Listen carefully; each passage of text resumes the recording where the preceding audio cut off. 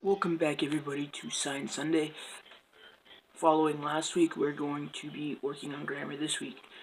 I want to talk to you guys a little bit about grammar some more, and from there, we're actually going to get into learning one type of the grammar structures, or rather sentence structures. So let's go ahead, have a little discussion, and then get into the actual learning here. One of the structures I did not mention last week was object or subject and then comment. So you speak on your object or your subject and then you make a comment about them, which is something we will go over. We simply are not going to go over it until the very end of this. I just didn't mention it in the last video, so I wanted to mention it right now. So another important thing to remember is that with all of these different structures, there is not really one specific structure that everybody uses all the time. It's something where you mix it up, and depending on what you're trying to say, depending on what you want to get across, and how familiar someone may or may not be with the subject that you're discussing, will actually dictate what structure you're using. For the purposes of this video right now, we are only going to be using the one structure, and then from week to week we will get into different structures, and then I will help explain how different structures would be used in different situations. So that video is coming. I'm just waiting until we learn everything pretty solid, and then I'll get into that stuff. Now for the sentence structure lesson. This week, the first sentence we're going to be working with is the cat eats fish. And what we first need to do with this English sentence is pick out our subject, our verb, and our object. So let's go ahead and do that right now. Our subject is the cat, our verb is the word eats, and our object, is fish. Since we are using the structure subject, verb, object, we're going to start by signing our subject, which is cat. Cat. The next word is the verb, which is eat. Eat. And then our last word is fish. Fish. So if you put this all together to make a sentence in this order, it would be cat, eat, fish.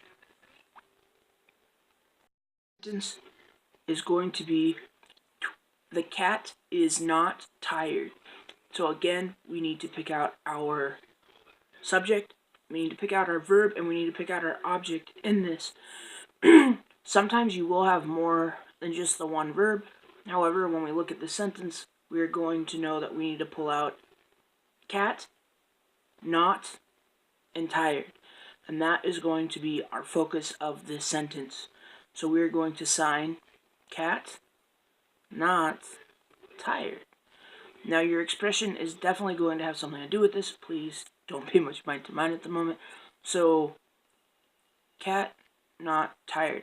I'm making a statement. I'm not asking a question. If I were asking a question, my facial expression would be one of questioning. So I'd be like, cat, not tired? My eyebrows say something. My head is tilted forward. But again, we're staying in the same position of subject, verb, object to ask this question. Let's go ahead and move on to our next sentence. There's going to be a distinct something I want you to notice in this next sentence. The sentence in English is, the cat is at home. So what I'm hoping that you are picking up here on is that there are no verbs in this sentence that we use in American Sign Language. We do not use is or at. Therefore, when we use the structure of subject, verb, object, there is not going to be a verb. We're simply going to use our subject and our object. The cat is home, or cat and home rather. So this is simply signed cat, home. Our last sentence to give an example of subject, verb, object is going to be, the cat lives in the house. Now, in this particular sentence, we're going to notice that there are two important verbs to be used here, and that is lives and in. if we just say cat lives house, then we're not distinguishing whether or not the cat lives in or outside of the house. We're just simply saying that that's where the cat lives. So for this one, our actual sentence that we use in ASL is going to be cat lives in house. Another thing I want you to be very careful with is the word home and the word house. They are different. Home, house.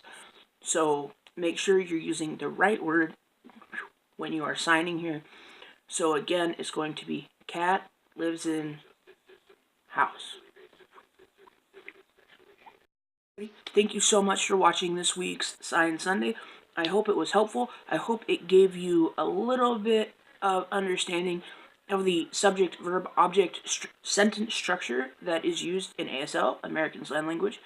Next week, we'll be going over another sentence structure to help you learn. Please like, comment, subscribe. Join the journey here of learning more than just signs, but actually learning ASL grammar and sentence structure. And if you have any questions, as always, please drop them in the comment section below, and I will answer them as quickly as I can. Bye.